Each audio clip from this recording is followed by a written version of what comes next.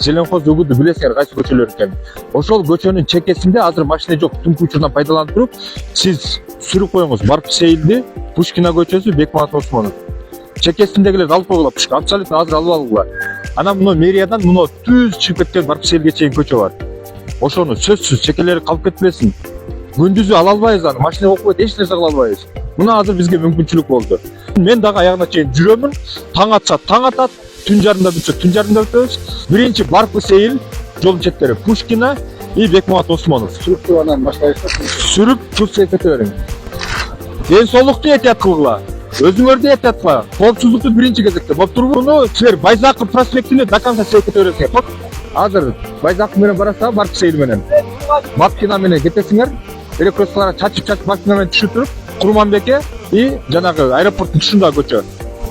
Курбой Абдрахмановго. Анан жүктөп туруп анан спутник менен көгөртүп силер чачып кылаңдар. Желенкоз болобу? Калган мына центральный көчөлөрдү чоң машиналар менен чачтырып берип атат.